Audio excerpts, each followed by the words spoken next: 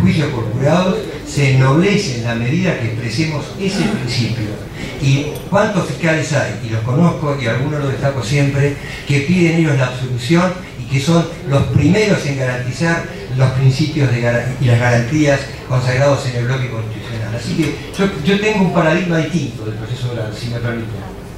Ahora vamos a ir a esas cuestiones vinculadas con la obligación de objetividad y algo que aparece contemplado en la ley que tiene que ver con la idea de los acuerdos previos al juicio, los acuerdos entre las partes y la noción del descubrimiento de prueba por parte de la defensa y de la fiscalía y cómo opera esta cuestión. Antes me interesaba comentarles, bueno, lo tienen escrito, si quieren esto después se los podemos dar a través del Colegio de Abogados, cuál es la función o la utilidad de esta teoría del caso. La teoría del caso es nuestro, por un lado, norte, nuestro objetivo, y por otro lado tiene que ver con la guía, ¿sí?, que nos va a permitir llevar adelante ese juicio paso por paso. Esto que parece una receta de cocina es más o menos así, ¿sí?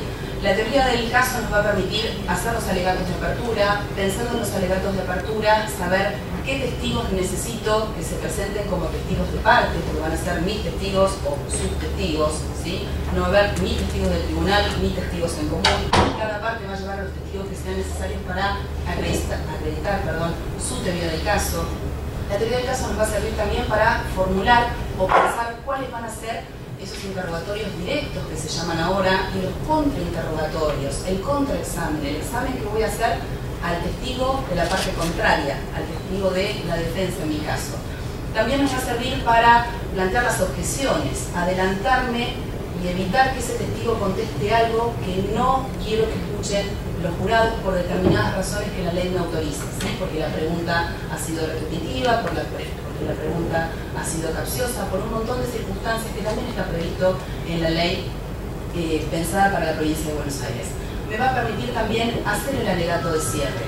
En definitiva, la teoría del caso es lo que me va a permitir conducirme en ese mar que es este juicio que tenemos por delante. Está claro que justamente por estas razones la teoría del caso tiene que ser formulada para todo el juicio, ¿sí? La teoría del caso es única y es aquello que voy a sostener a lo largo de todo el debate. No está bueno pensar en varias teorías del caso o la teoría del caso A y si no me funciona la teoría del caso B y si no me funciona la teoría del caso C.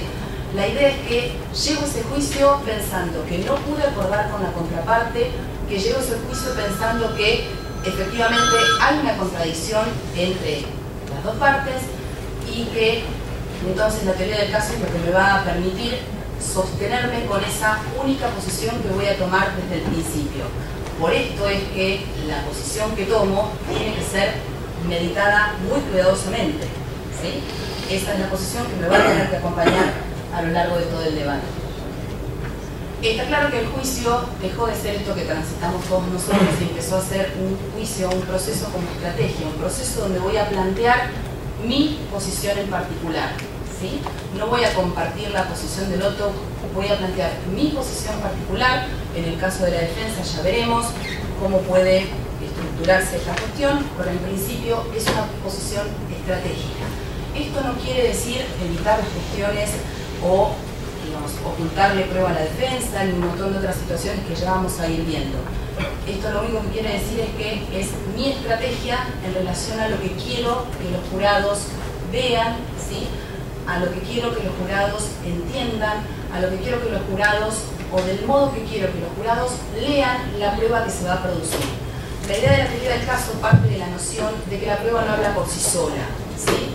Un testigo, o un testimonio en su caso, no siempre quiere decir lo mismo, o mejor dicho, un testimonio puede parecer favorable a mi teoría del caso en la medida en que yo logro verosímilmente y de la forma más sencilla posible explicar ese testimonio desde la posición que yo tomé.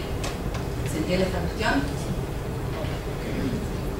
Yo quería decir algo desde la teoría del caso, desde la defensa, obviamente. La idea es hacer como una suerte de contrapunto, una suerte de ping-pong, para ver cómo un mismo tema o una parte de cómo se va a desarrollar este juicio oral en presencia de jurados lo tenemos o lo podemos analizar desde el punto de vista de la Fiscalía y desde qué lugar lo podríamos analizar desde el punto de vista de la defensa, independientemente de si se trata de una defensa oficial o particular. La teoría del caso, en las consideraciones generales, versan exactamente sobre lo mismo. Digo, la teoría del caso de la defensa. La teoría del caso es esta suerte de carta de presentación y es donde voy a navegar a lo largo del juicio. Obviamente que la idea es navegar sobre aguas seguras. Insisto, como defensa se nos abre dos posibilidades. Una consiste en refutar la teoría del caso de la Fiscalía, limitándonos a, como una suerte de tenista, desde el fondo, devolver todo lo que nos ataque. Sí, nos tira, nosotros devolvemos, como en el ping-pong, el que juega la defensa, hasta que la Fiscalía se enerve y la tira afuera. No es tal vez la proposición, ¿sí?, o la manera más adecuada o que mejores resultados nos puedan garantizar. Obviamente va a depender del caso en concreto y siempre partamos de una premisa, como bien lo decía la doctora Ariaga.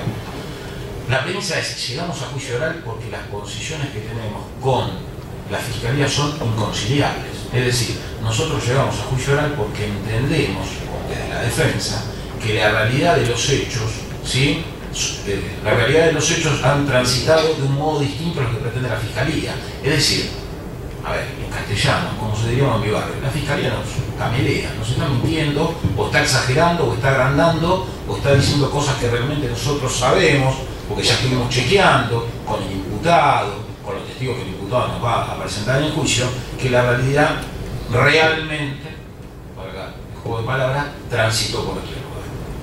Y en eso nosotros nos tenemos que jugar a nuestra propia teoría del caso. La teoría del caso no significa que sean antagónicas, insisto, dependerá del caso en concreto. En una, como planteaba el doctor Granillo cuando comentaba, por ejemplo, cómo explicar el tema de una legítima defensa, también puede ser que los hechos básicamente sean los mismos, pero que en la cuestión de los matices está la diferencia. ¿Quién comenzó o no con la agresión? Si esta agresión era legítima o si la provocación era suficiente o no.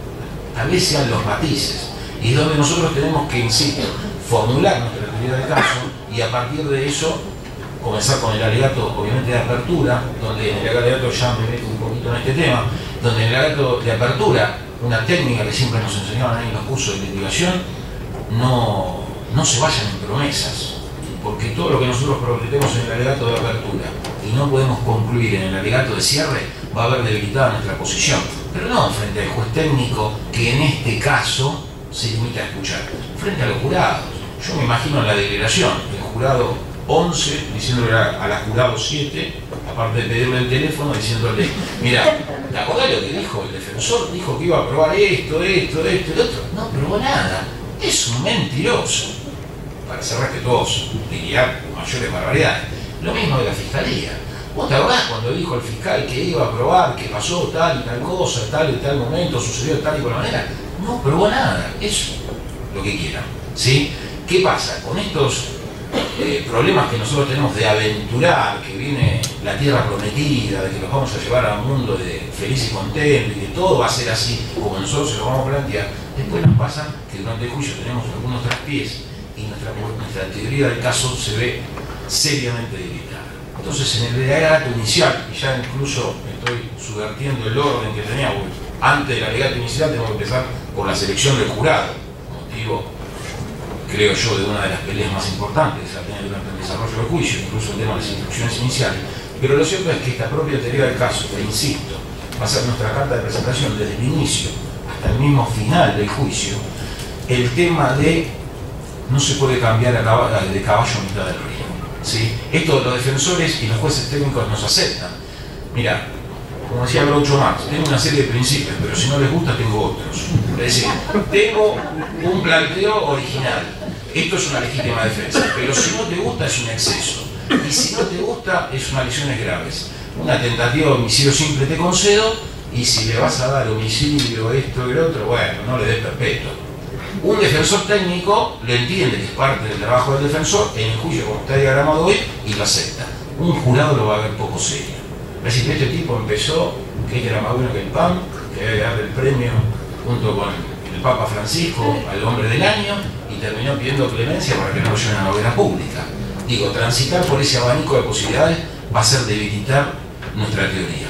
Entonces me parece que nos tenemos que robustecer y pensar y diagramar el juicio desde otro lugar. No puedo únicamente ir a hacer la plancha a esperar que el fiscal no pueda probar su hipótesis, porque en cuanto el fiscal pudo probar su hipótesis y yo me quedé haciendo agua, me voy a ver en el medio del océano y únicamente vamos a salvar vidas. Parece poco para llegar a la orilla.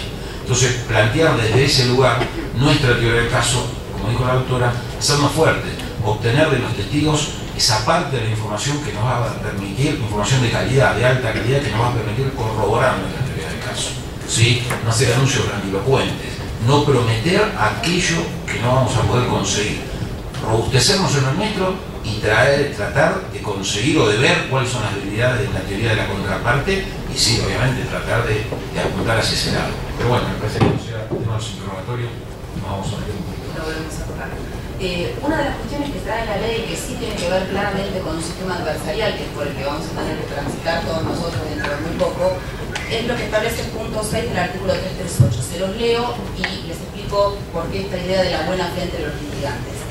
El inciso sexto dice: las articulaciones o acuerdos probatorios a los que lleguen las partes y que versen sobre aspectos en los cuales no haya controversia sustantiva. Esta es una de las cuestiones que se va a tratar en el 338. Esto es, si hay algún punto en donde las partes están de acuerdo, esto se deja sentado en la audiencia de prueba, y esto implica que no se va a debatir, que no se va a pelear esa cuestión concretamente en el juicio. Esto se da por probado y de este modo el juez profesional, ¿no?, también tiene que hacérselo saber a los jurados. Las articulaciones podrán ser planteadas incluso durante el transcurso del debate y el juez las autorizará siempre que no impliquen renuncia a los derechos constitucionales. Tales acuerdos hacen que las partes aceptan como probado alguno o alguno de los hechos y sus circunstancias y serán puestos en conocimiento del jurado en la forma que las partes lo estimen más conveniente. Y acá viene esta idea de la buena fe y de la noción de descubrimiento de prueba. Si se estableciera en cualquier etapa del proceso que el fiscal ha ocultado prueba a la defensa favorable a la defensa, hay una reiteración al menos en la versión que yo tengo escrita, ello traerá aparejado la nulidad de lo actuado. Pero también dice: el ocultamiento de prueba a la defensa constituirá falta grave para el Ministerio Público. La idea entonces es que en esta audiencia de prueba las dos partes, ¿sí?, tienen que comentarle a la contraparte cuál va a ser su línea argumental, cuál va a ser su teoría del caso. No sé si en esto está de acuerdo, entiendo que sí. Esto implica, ¿qué cuestiones? Que cada una de las partes oculte a otra porciones de información o circunstancias de hecho que sean favorables a la teoría del caso de la contraria y que yo haya conocido. Para ponerlo en términos más sencillos, hace muy poquitito en un juicio cotidiano de todos los días, me tocó suplantar a una doctora que finalmente terminó haciéndolo ella. La cuestión fue la siguiente: me entrevisto con la víctima, me entrevisto con los testigos en el marco de un robo calificado por un vehículo dejado en la vía pública, y cuando se sientan los testigos a contarme, a borbotones entre los dos testigos dicen: en realidad nunca se pudo haber llevado el auto porque estaba sin batería desde hacía 15 días. Ajá, pero eso no estaba escrito, fue lo primero que le dije yo, mirando de nuevo la fotocopia que tenía para ver si le habían hecho mal o bien, porque capaz me faltaba la parte contraria. No, la fotocopia estaba bien hecha. Había una porción de información que claramente cambiaba bastante la situación de hecho, que yo podía ir a debatir ese juicio, y me la estaban mirando los testigos a mí. Llamo a la víctima y la víctima comenta la misma situación.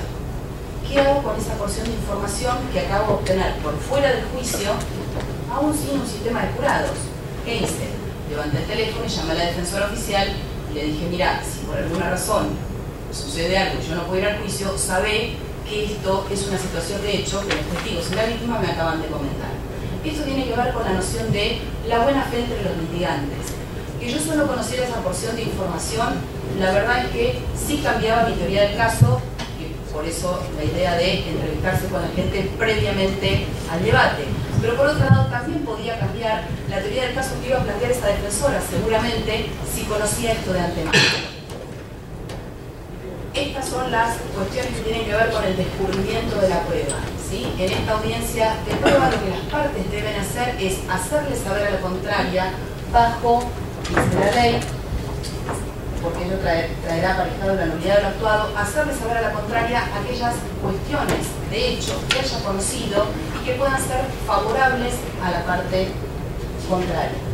Esto claramente no es algo que trae nuestra ley de jurados, sino que viene de algunas reglas, entre ellas la llamada regla Brady. Esto es un fallo de la Corte Americana del año 63, no solo tiene que ver con el descubrimiento que la Fiscalía tiene que hacer respecto de pruebas favorables a la defensa, sino que también se ha trasladado la cuestión respecto del descubrimiento que la defensa tiene que hacer en relación a la prueba que pueda favorecer a la Fiscalía.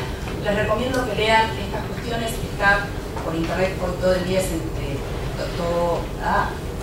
por internet todo está encontrable, aquí estamos, y simplemente poniendo reglas Brady todo esto aparece y es interesante porque tiene que ver con reglas ya estudiadas, digo, década del 60 hasta ahora en Estados Unidos y que nosotros sí tenemos contempladas en nuestra ley.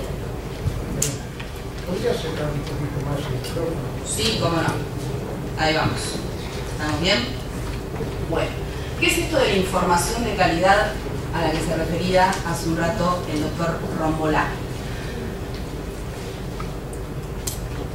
¿Qué es esto de la información de calidad? La información de calidad, lisa y llanamente, tiene que ver con la información que se obtiene pasando por el tamiz del contradictorio. A esto llamamos información de calidad. Es la información que está chequeada y rechequeada por la contraparte. ¿Sí? Para llegar a esta información de calidad necesitamos aprender a contrainterrogar. El contrainterrogatorio no es esto que hacemos todos los días de volver a preguntarle al testigo lo que ya le dijo al otro tratando de que se pise solito, ¿sí? Sino que la contrainterrogación tiene que ver con, por un lado, desacreditar al testigo, y esto tiene que ver con desacreditar, por ejemplo, al testigo por una cuestión de interés, o desacreditar el testimonio del testigo. Por ejemplo, aquello que tiene que ver con la percepción de esa situación de hecho que está contando. No tiene que ver con desmerecer al testigo, sino tratar de obtener información que permita desacreditar aquella otra información que haya brindado en el examen directo. Ninguno de nosotros estamos acostumbrados a hacer contraexámenes. De hecho, los contraexámenes están recomendados siempre y cuando tengamos experticia suficiente para hacerlo, si no caemos en reiterar esto que hacemos generalmente, que es el examen directo. Ahora vamos a hablar un poquitito de las cuestiones vinculadas con los tipos de preguntas de uno y de otro. La teoría del caso tiene que ver con, en realidad, tres cuestiones puntuales. Por un lado, la teoría jurídica, esto que nosotros hacemos todos los días, que es ver cómo un hecho se subsume en un tipo penal. La teoría fáctica, que esto es el centro de la teoría del caso, lo que nosotros llamamos teoría del caso, que tiene que ver con reconocer hechos, ¿sí? Saber cuáles son los hechos que tengo que probar y cuáles son los hechos que tengo probados. Y por último, la teoría probatoria. La teoría jurídica es lo que claramente hacemos todos nosotros como abogados, el encuadre jurídico. La teoría jurídica lo que nos permite es determinar qué tipo de elementos jurídicos necesito tener por probados para poder acreditar ese delito.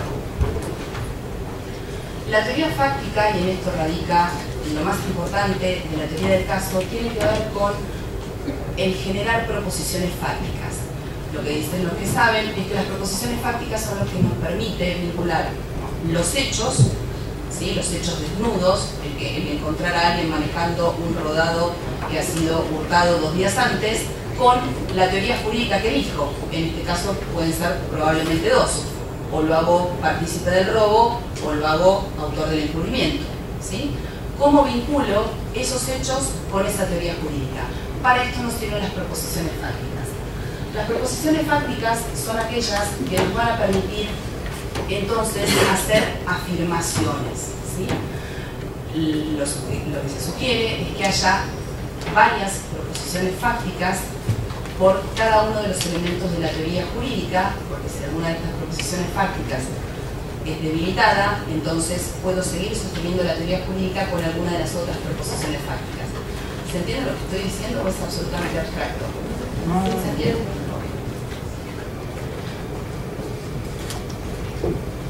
Lo que tenemos que tener en claro también es que la prueba recae sobre esas proposiciones fácticas y son estas las que nos van a poder permitir vincular esa prueba con la teoría jurídica, ¿sí?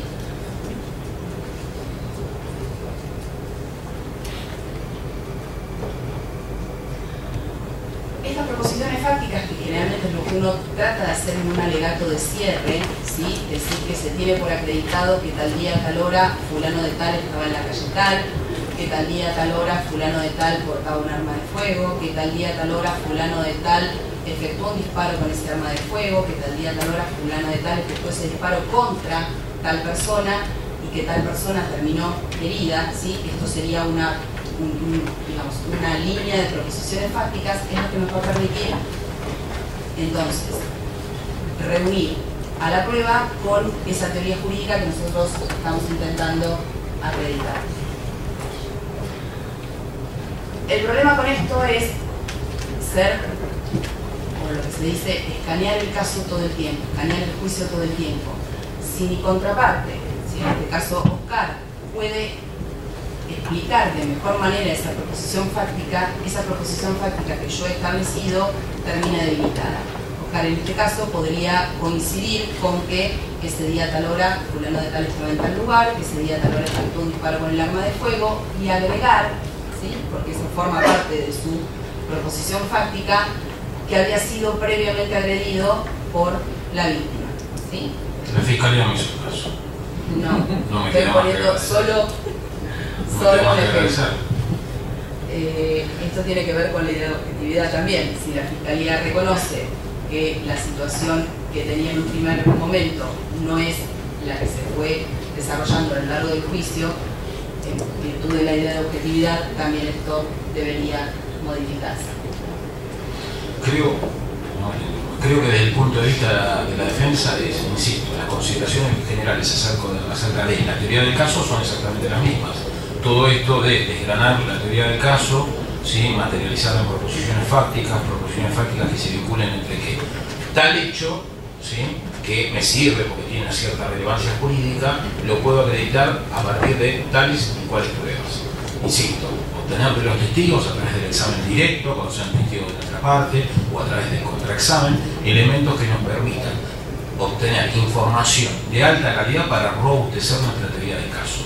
Eso es lo que nos hace, en definitiva, que la balanza se incline hacia una u otra postura, hacia una u otra teoría del caso. Obviamente va de la mano, vuelvo a reiterar, o andar sobre lo dicho, acerca de las proposiciones iniciales vinculadas con el alegato de cierre. Cuanto más prometo, más comprometido estoy, ¿sí? Acá el valor de la palabra es sustancial, no es superficial, a las palabras no se las lleva el viento. Imagínense que 12 jurados, más allá que transiten por todos los estados emocionales que se les ocurra, atención, fastidio, aburrimiento, sueño, pero sí van a estar muy interesados en las primeras partes del juicio, en los primeros momentos del juicio, donde más allá de las instrucciones preliminares, escuchen finalmente por primera vez a la fiscalía y a la defensa qué es lo que le van a ofrecer. Y eso lo van a recordar. Y aparte de otra cosa, son 12. Es imposible que lo que nosotros digamos se les escape a los 12. O se lo recordará el jurado 7, se lo reflotará el jurado 3, o lo traerá a la memoria del jurado 12. Pero alguien nos va a recordar y nos van a hacer pagar los costos por aquellas promesas incumplidas. Yo, para meternos un poco tal vez, si no te parece mal, en las partes que tiene el debate oral, y donde va a haber este primer entrecruzamiento, este primer choque, y donde más tal vez se va a notar desde el mismo inicio, es los roles que van a jugar la Fiscalía y la Defensa en cuanto a la selección de los jurados. Es un tema, bueno, que en Estados Unidos, que tiene una tradición juradista desde hace muchísimos años, ha convocado hasta la industria de Hollywood. Todos sabrán, o todos recordarán películas tales como La Jurado, Jurado en Fuga, o no me acuerdo cuáles otras, 12 hombres en pugna, que se vinculan con esto, de estudios jurídicos preparados únicamente, o no sé si únicamente, pero sí prioritariamente en cuanto a la selección de los jurados.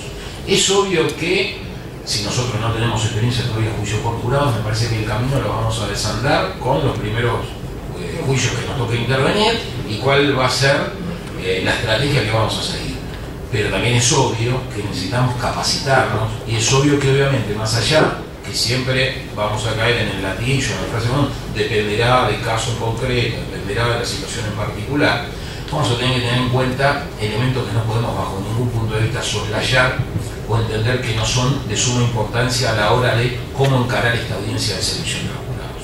Me adelanto un poco a lo que va a hacer la Fiscalía, digo desde la defensa.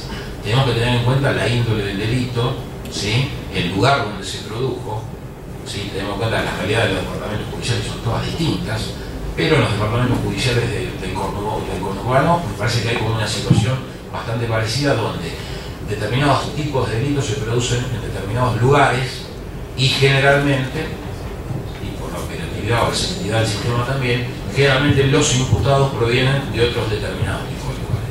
Entonces me parece que un elemento a no dejar de lado, ¿sí? A no banalizar, es el hecho de cuántos jurados o cuántas personas provenientes de distintas clases sociales o de distintos lugares, estos van a entender mucho mejor la situación o por qué el imputado actuó de tal manera, ¿sí? Insisto, si yo les digo que en un lugar una frase tal como cabeza de termo, ¿qué le gritás truco si tenés un 4? Puede ser totalmente banal, totalmente tonta, y un lugar a que un paisano encara con su cuchillo, con su facón a otro. Y ustedes me dirán, no, pero eso es una locura, pues no lo vamos a entender como una agresión ilegítima. Cabeza de termo, ¿qué le gritás truco si tenés un 4? Bueno, lo cierto es que esto sucedió, es un fallo de la Cámara Penal de La Plata, en la década del 80, sucedió en un pueblo, Ranchos, que hoy tal vez sea más que un pueblo, una ciudad, pero en aquel momento era un rancho, un pueblo, Ranchos, ¿sí? Y los jueces consideraron que en esas circunstancias se estaba jugando la final del campeonato del pueblo de truco, y obviamente estaban sentados los 4 mejores exponentes de lo que es un deporte nacional, ¿sí? Y me parece que el orgullo transita por lugares muy distintos para cada uno de nosotros. Que a mí por la calle me vaya un mujer y te engordo, no me ofende ni me lastima, pero seguramente a otros tal vez sí. A este señor, no sé si le molestó tanto el cabeza de termo, pero sí le molestó que le dijeran que tenía un 4 en la mano y que estaba quitando truco, pareció razón suficiente como para que este iniciara una agresión. ¿Qué quiero decir con esto? Tal vez sea un caso muy extremo, y tal vez, insisto, la realidad de los departamentos judiciales conurbanos no se preste para eso, o tal vez sí. Va a haber cada caso en concreto, va a haber cada situación en particular. Digo, un caso de violencia de género, y acá ya me pongo un poco hasta bilardista, buscando el resultado determinado, más allá que la composición del jurado va a ser entre hombres y mujeres con la misma proporción, pero digo, no es lo mismo una pregunta inocente: señor, ¿usted es divorciado? Sí. Y seguramente no tenga la misma percepción de los casos de, no sé, como el caso de una mujer bastante con carácter fuerte, ¿no? Decir un montón de cosas en contra del ex marido, pero al revés, no hay que ser machista. Un ex marido bastante amenazador, insistente, esto que el otro, digo, desde el punto de vista de la fiscalía, le interesará contar como jurado con alguna mujer que haya tal vez padecido o transitado por una situación similar. Y en el caso del punto de vista de la defensa, tal vez con algún hombre que haya transitado por una situación similar y pueda entender algunas de las cosas. ¿Qué quiero decir en definitiva? Más allá de que cada caso es particular, que cada caso es un mundo, hay que tener en cuenta varios aspectos al momento de la selección del jurado.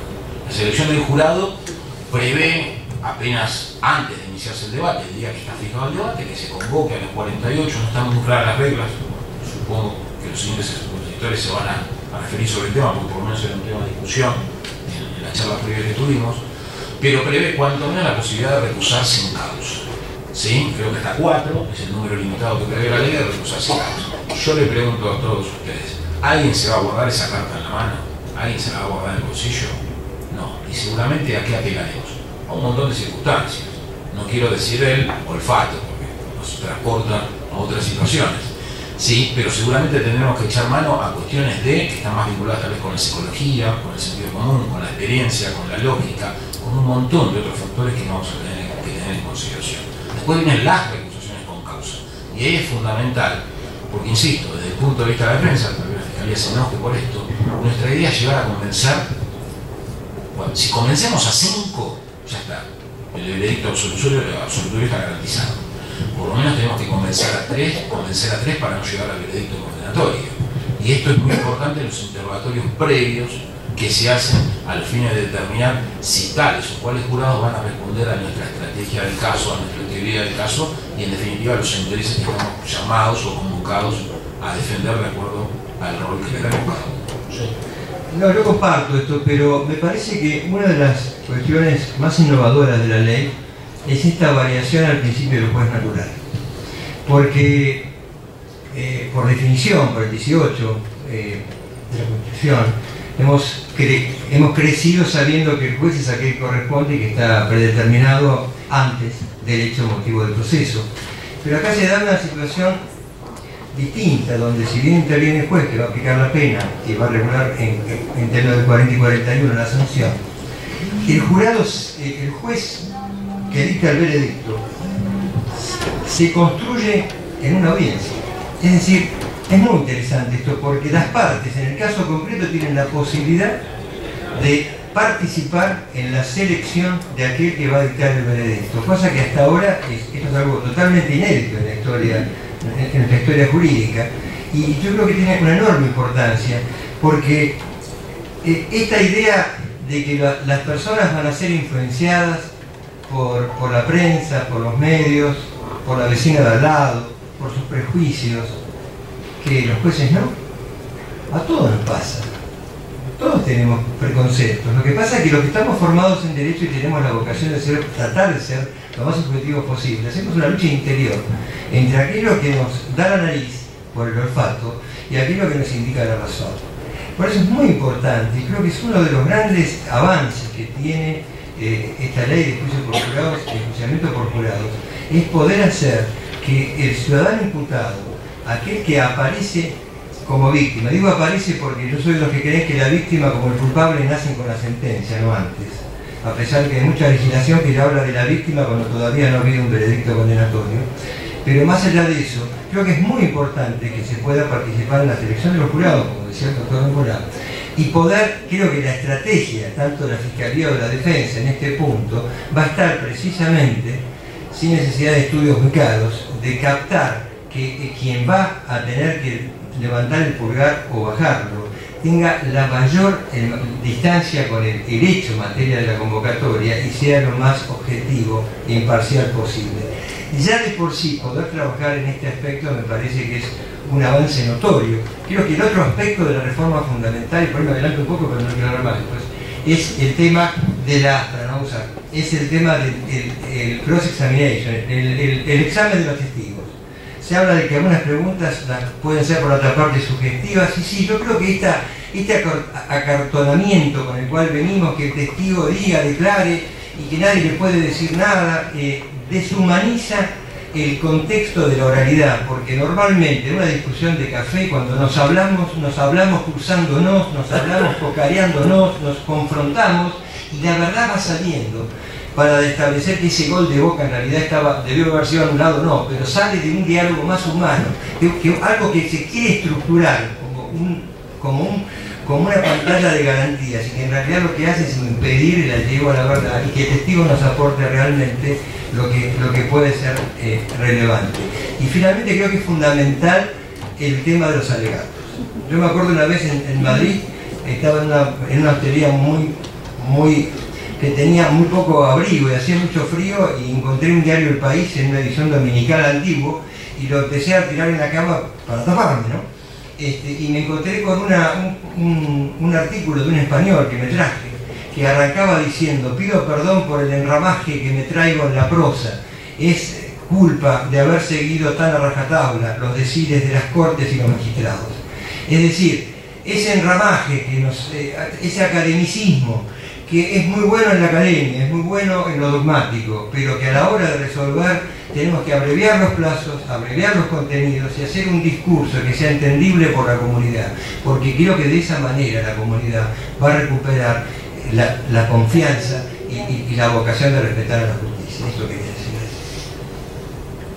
Nos queda finalmente, porque si no, despertaríamos mañana acá y seguiríamos charlando probablemente nosotros tres, hablar de las instrucciones al jurado, esto es las instrucciones de cierre, las instrucciones previas a que el jurado se retire a deliberar. ¿Quieres arrancar? No, básicamente un par de cosas. Es muy bueno nuestro sistema en cuanto prevé la participación de las partes en la confección de las reglas de las instrucciones al jurado. Me parece que ahí, como ya lo dijo el doctor Daniel Fernández, es fundamental la tarea, la diligencia de las partes, Yo cuando fui a mi primer juicio oral me dijeron un lema, perdón por la vulgaridad, pero me dijeron: cocodrilo que duerme es cartera. ¿Qué quiero decir con esto? Digo, uno tiene que estar muy atento, porque la otra parte va a tratar de imponer su teoría del caso y va a imponer, o tratar de imponer, más allá que esté el juez, tratar de imponer cuáles son aquellas instrucciones que se le pueden dar al jurado que permitan de alguna manera haber aceitado su camino hacia la solución propuesta. En el caso de la Fiscalía, la condena; en el caso de la defensa, la absolución. Digo, me parece que es un momento donde hay que estar tal vez tanto más despierto que durante la propia sustanciación del juicio, donde hay que colaborar activamente con el juez, tratando de que esas instrucciones no influencien de ningún modo, de manera negativamente, al jurado, de que no se sientan ni presionados, ni o una suerte de compelidos a tomar por tal o cual decisión. Dejar constancia de las protestas que se puedan llegar a formular cuando alguna instrucción o algo de las instrucciones que nosotros queremos incorporar no va a formar parte por decisión del juez, ¿sí? No permitir bajo ningún punto de vista que aquellas instrucciones puedan inducir a error al jurado. Digo, ¿qué quiero decir con esto? Una causal de justificación, una legítima defensa mal explicada del jurado nos puede tirar abajo todo el trabajo que venimos haciendo a lo largo del juicio, ¿sí? Porque el jurado entendió, porque la instrucción a partir de la cual el jurado tiene que entender lo que es una agresión ilegítima estuvo mal dirigida y nosotros la consentimos, ¿sí? O nosotros, más allá de la protesta, no fuimos lo suficientemente feroces en nuestra tarea como para tratar de evitar que esto sucediera. Me parece que es fundamental, es la parte medular del juicio. Acuérdense que el jurado se va a deliberar con esas instrucciones, que la va a analizar, las va a entender de la mejor manera posible, va a solventar las dudas que tengan con el juez, pero lo cierto es que nuestra presencia tiene que ser muy activa, ¿sí? Somos parte de ese trinomio que en definitiva le va a ofrecer al jurado cuál es el bagaje en el cual, cuáles son los parámetros en los cuales se va a tener que mover para en definitiva arribar a la solución prevista para el caso. Así que me parece, insisto, hacer hincapié en esto, que el juicio no termina con el alegato, las instrucciones son tal vez una de las partes, todas, pero las instrucciones no por estar al final dejan de ser una de las partes más importantes y donde más activamente tenemos que estar presentes. Existen muchos modelos de instrucciones al jurado, de hecho en la página de la Asociación Argentina de Juicios por Jurados está copiado un modelo o un proyecto de modelo de Puerto Rico que se puede consultar y podría ser perfectamente aplicable a nosotros. No es necesario tener instrucciones institucionales, digo, no es necesario esperar a que esto se formule, sino que cada uno de nosotros, ante el caso en concreto, sea cual sea la posición de parte que tengamos, poder formular esas instrucciones. Lo relevante, además de lo que dijo Oscar, tiene que ver con esta idea de que la posibilidad de objetarlas y de que esto quede constancia es lo que nos va a permitir después la posibilidad de impugnar lo que sea que se resuelva por parte de los jurados y la sentencia condenatoria que luego resuelva ese juez profesional. Entonces, de ahí la importancia también de dejar sentada nuestra posición y las posibles o eventuales objeciones que uno pueda realizar respecto de lo que la contraparte ha manifestado. Una sola cosita más, desde el punto de vista de la defensa, seguramente el doctor Paco Martí Rodrigo, recordarle, como quien no quiere la cosa, el jurado, seguramente lo va a hacer el juez, pero no, que la carga de la acusación le incumbe a la Fiscalía, que los que tienen que trabajar y demostrar la culpabilidad son ellos, que más allá de nuestra teoría del caso y nuestra exposición, son ellos los que tienen que quebrantar ese estado de inocencia que obviamente tiene el imputado desde el mismo comienzo de la investigación, que ni siquiera que recién solamente puede ser quebrado más allá de toda duda razonable. No está de más recordar lo que uno sabe, lo que los jurados tienen que saber, pero bueno, como apostilla en el medio del alegato o cuando quien no quiere la cosa, si el juez se distrae y el fiscal mira para otro lado, recordársemos. Nada más. Muchísimas gracias.